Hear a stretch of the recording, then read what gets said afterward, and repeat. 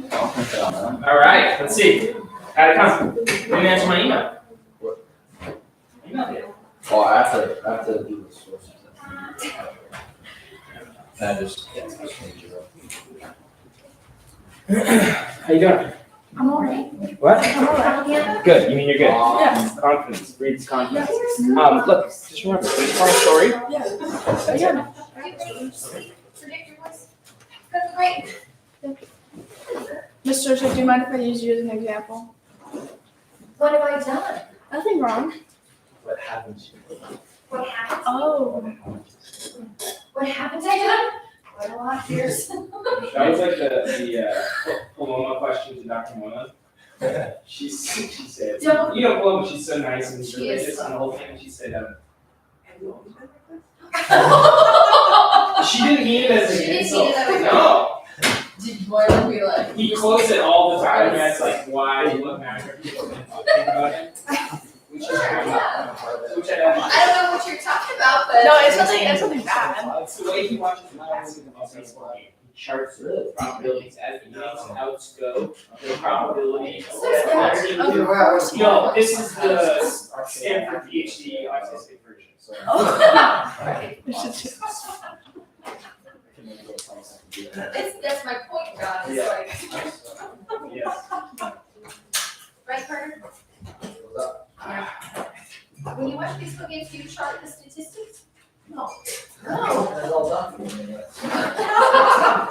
8 a.m. We're and time smarter for a about Bible that, right? show. I'm not stressed. I don't know what that is. Is that next door? No. So, yeah. Here you go. 3.5 pages full of. Here. Finish your motion. No, it's not that. Why are you gonna look? It's done. It's done bit then. Okay, when you Clear, present, concise, have your nice. your mouth or Yes, Perfect. There's gonna be a couple that don't make it today, for sure. I already got some emails. Yeah? Yeah, I can respond to you. I'm not going to respond to you. James, I got this huge seminar in your box. I want to smoke. It's gonna get heated this case. Why? It better be a good one. It better be a good one. Oh, shoot. Yeah, no, It's not too bad. yeah. Yeah, you take It's part of it's this. what we're doing in English. I have. What's the, do you remember the name of the thing I'm showing you guys? American feed. Zotero. Thanks. Zotero. Like, this is something you'll actually use in your lives. This is good, we chose a perfect article to put in there last week. No, strategy, Arjun, and Chris, and yes, all the way into the other side. Arjun sucks.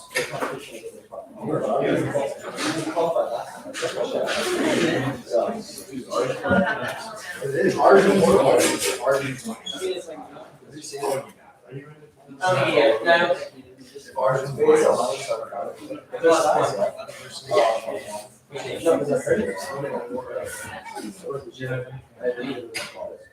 Right. Yeah. Two minutes. The worst I've ever circulated. Commercial dates I've ever decided to circulate. How do you do it? Always good. I would say.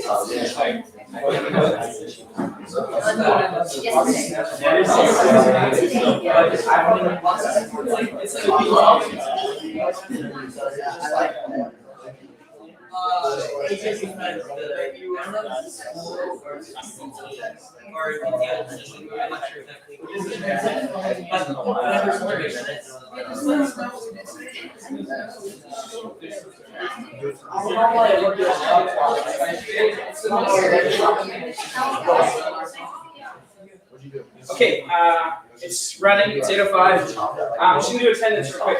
Okay, who's missing from juniors? Gavin's the attendance guru here, so tell Leah. Is that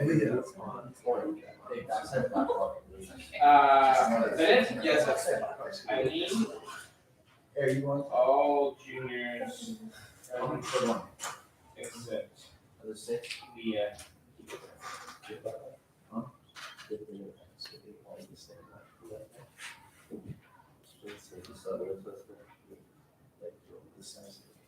You guys ready?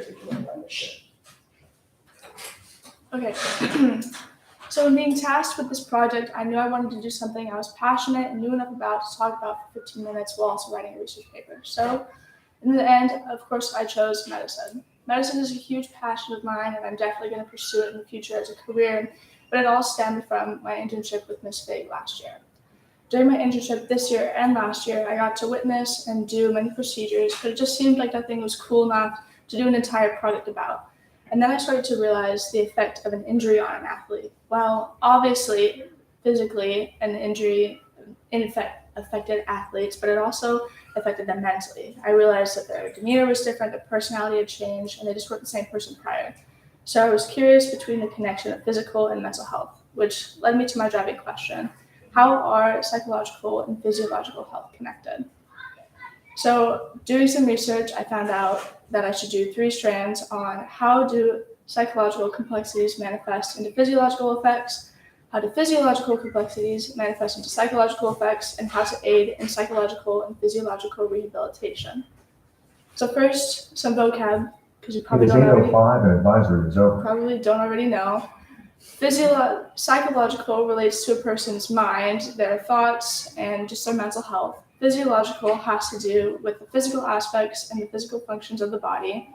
A psychiatric complication is a mental disorder as an effect of a physical illness. Psychosomatic symptom, which is also called a somatic symptom, is a physical illness caused or aggregated by a mental health factor.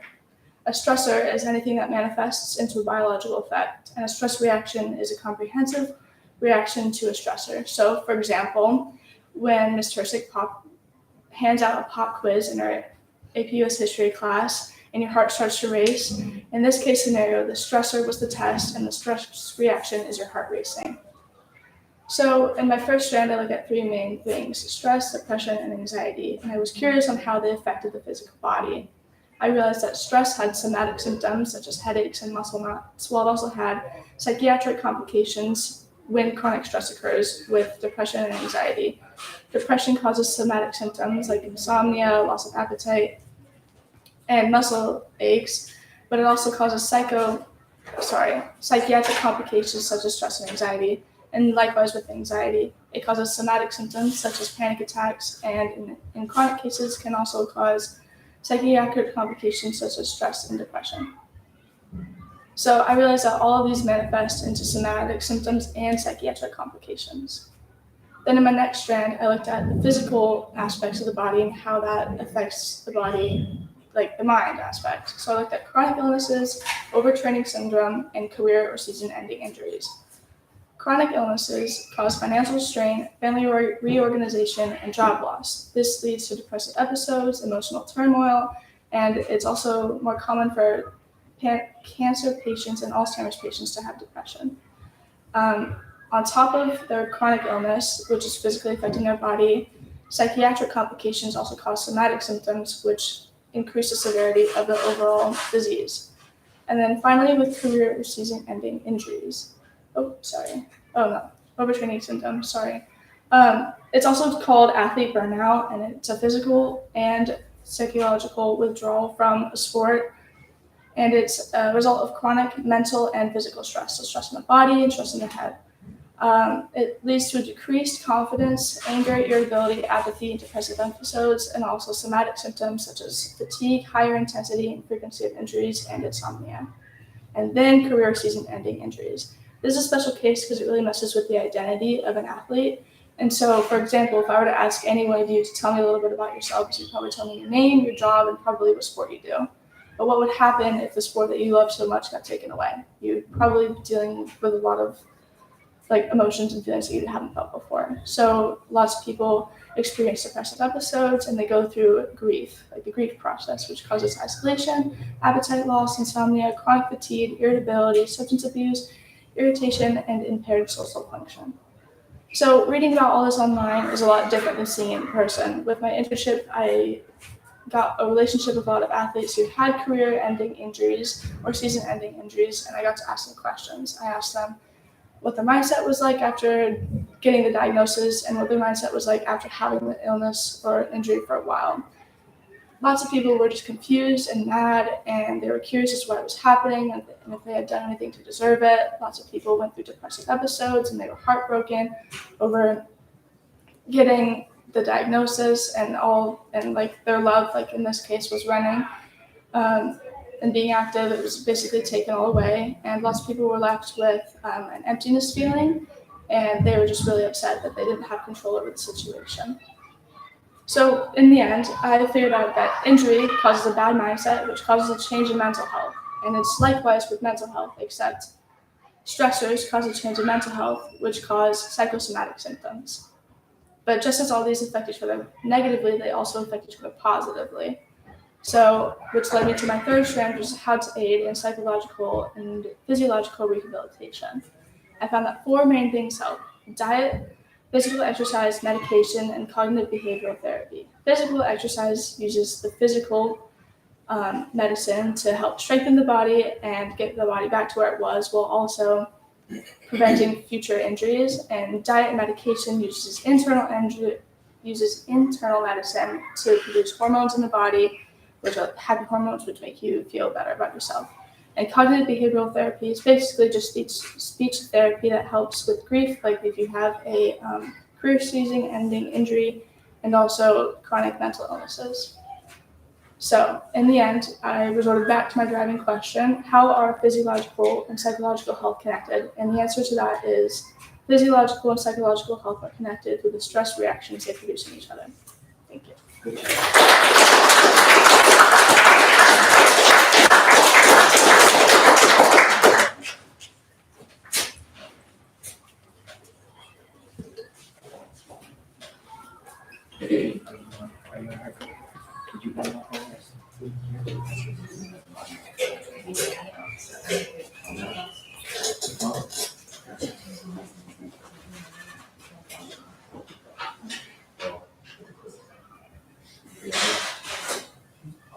Okay. So I did Diversifying Tourism. So why did I look into the tourism industry?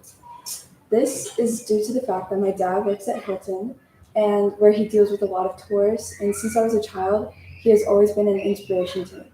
So when I chose to do my passion project, I knew something related to his business industry would be a great fit for me. I found that the tourism industry in Hawaii powers its state revenue. Because Hawaii has such a reliance on tourists, Hawaii's economy has impacted greatly during the pandemic. However, last year, Hawaii welcomed over 9.2 million tourists, allowing them to recover from 2019. The number of people who traveled by air was 12.9% higher than those who came in 2019, which was during the pandemic. This is how tourism is Hawaii's largest source for their economy. This leads me to my driving question: how can tourism-driven companies diversify? So in this presentation, I will be talking about the tourism industry, effects of tourism, and diversification, along with my internship. So first, what is the tourism industry? It is a business that revolves around people who go on vacations, like travel agencies, hotels, and restaurants. If we take a look back at COVID-19, many businesses were affected because of their international travel was cut off, and in order to stop the virus, because of this, they were trying to stop the virus from spreading any quicker.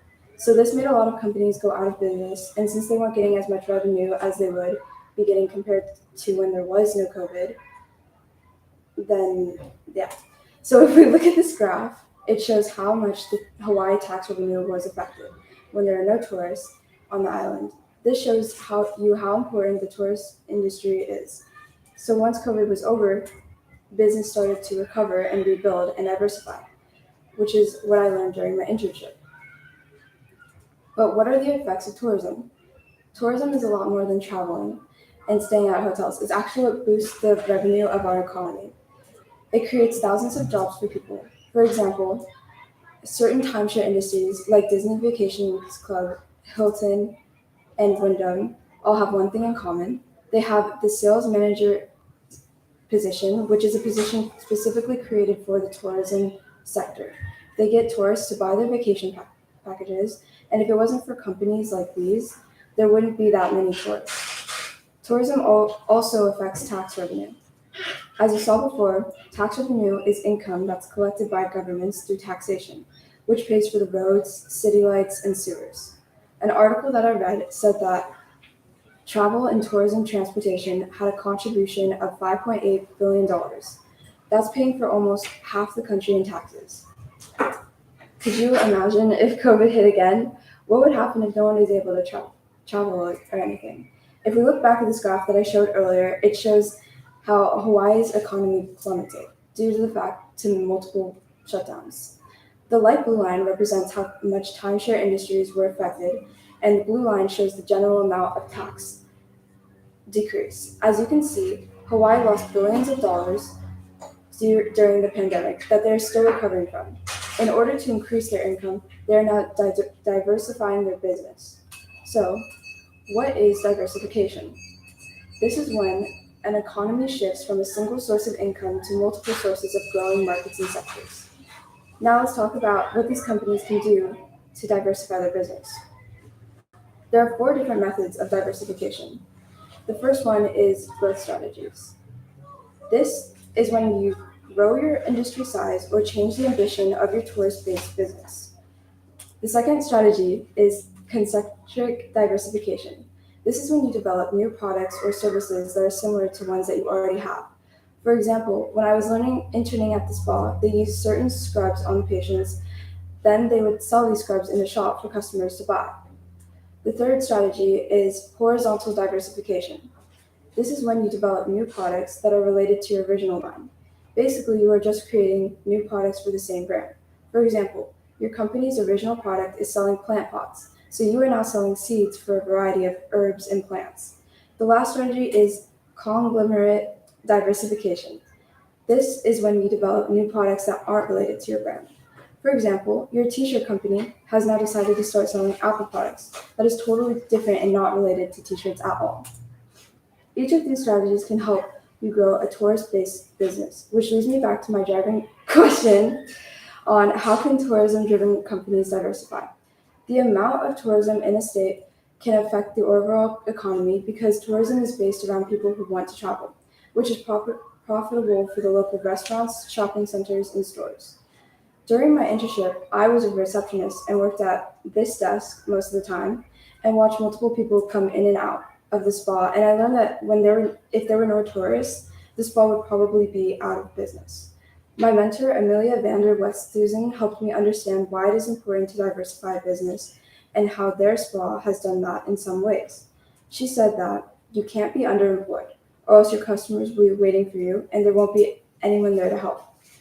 The second thing is to have lots of activities, which a spa have. They have things like massages, facials, haircuts, nail appointments, and saunas. It's basically hospitality for your customers. This is good for them because it sets them up to have a great experience and it's great for marketing. And lastly, you want to expand your business to other places, like any other state, like Vegas or Florida. This is something that I saw they lacked in because they only have one other spa in Florida. And I know it costs a lot of money to build a facility in other places, but if they could add more in different areas, then more people would know about this place. This was just one thing that they lacked in. However, they had good ways of diversifying their marketing and sold the products that they sold. Because they're a beauty and spa-based industry, their company is based off of Marilyn Monroe because their name is called Marilyn Monroe Spa at the Hyatt Regency. She, as you know, she was one of the most famous actresses during her time, and she was known for her roles in songs.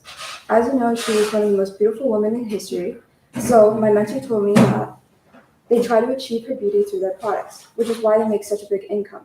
If they use a different name like Hyatt Spa, it wouldn't be as big of a deal. Due to this, they have a quite variety of things there, from jewelry to hair products, which is why many people come and go. You've probably heard of like Chick-fil-A or McDonald's. That's because they're almost in every state. In the future, I hope that I can look into business marketing, specifically in small businesses, because they have to try to market a product unlike your known products like Louis Vuitton. I would also like to learn how to start a small business and market that into something bigger. Thank you.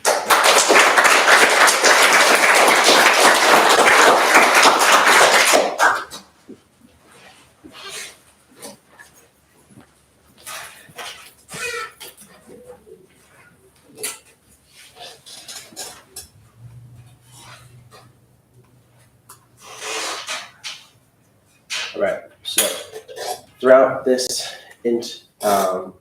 junior seminar project, I focused on fundamentals of a business. So throughout this presentation, I'll be talking about my driving question, and then my 4 strands, which are how to conduct market research, how to fund your company, the importance of your product choice, and the significance of your location. I'll then go over my mentor and my internship and any of my future plans. My driving question is, what are the key components to starting and growing a successful business? My first strand, conduct market research. So when you conduct market research, you have to differentiate. You have to understand, does your product set itself aside from others or from its competitors? You have to know, is there money in the particular market that you're looking into?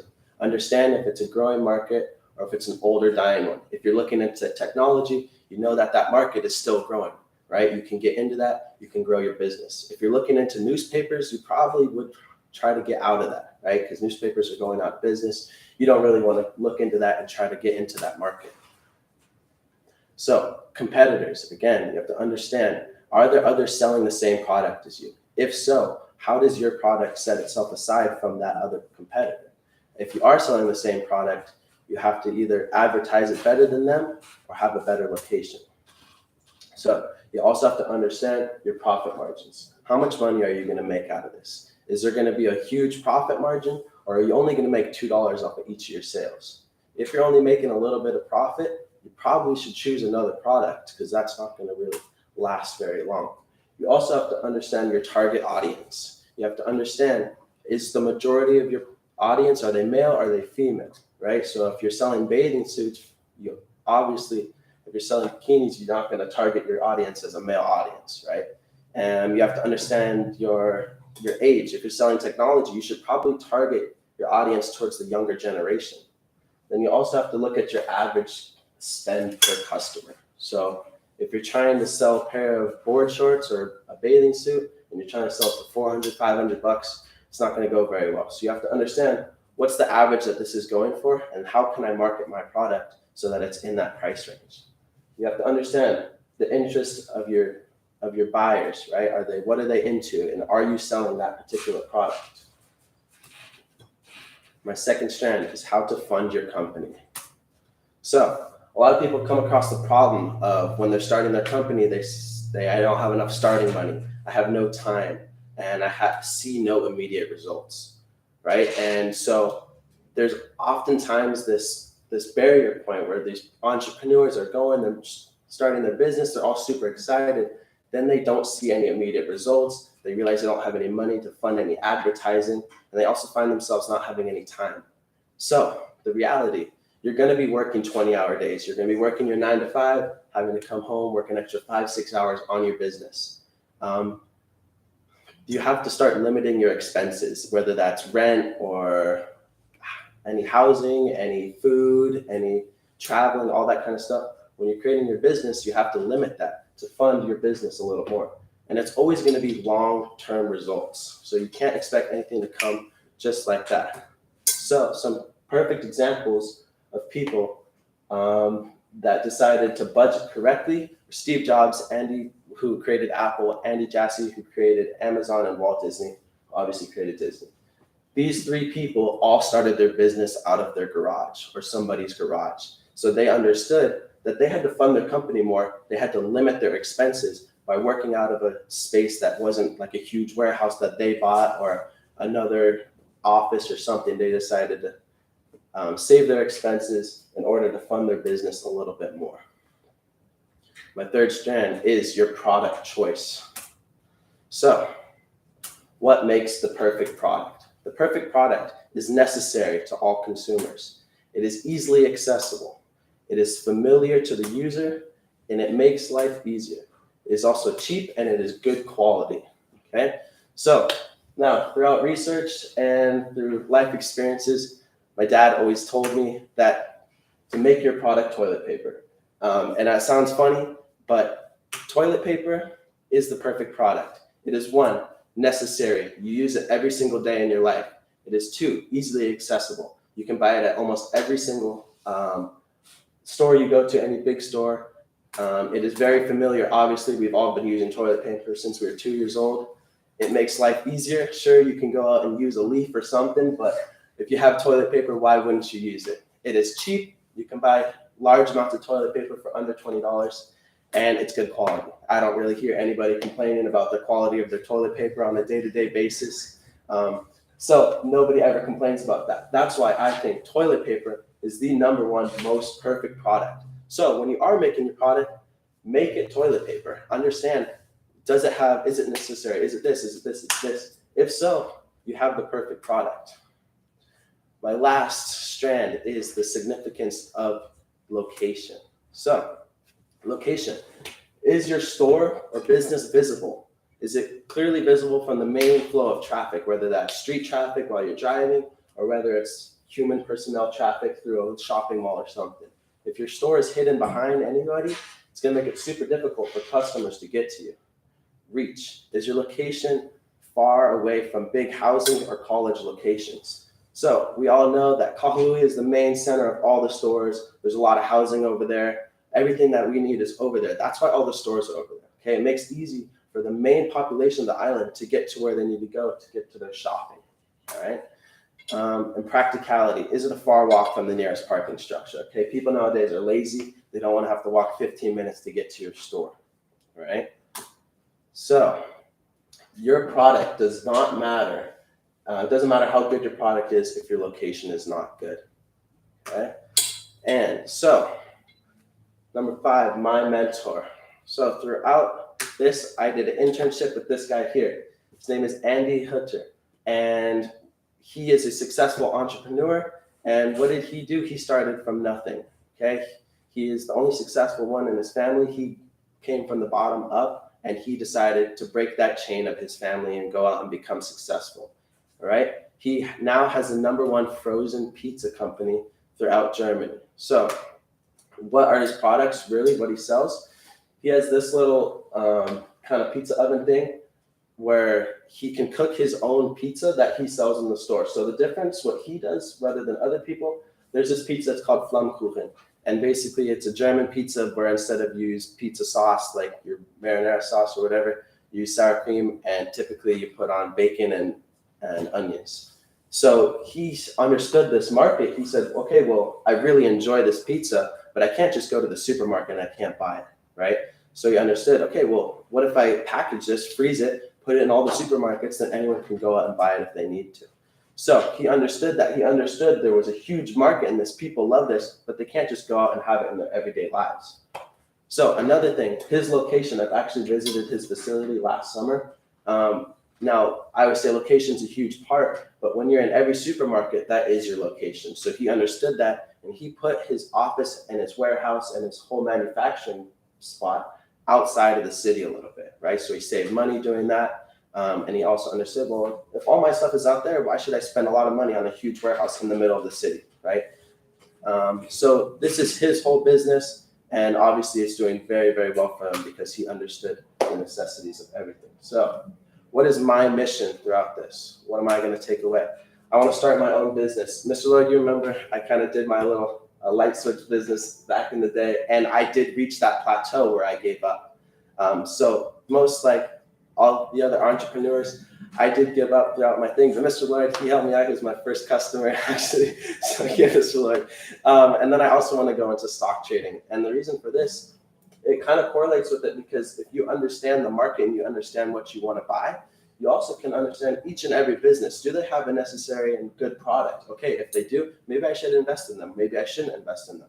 So understanding all the concepts, what makes a perfect product, what makes a perfect business, is also going to help you when you're trading stocks.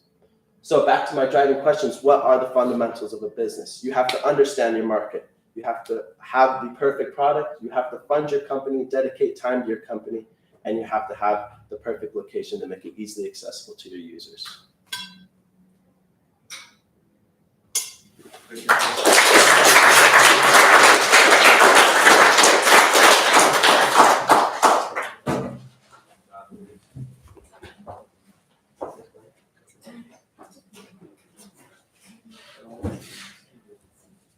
Okay, who's remaining?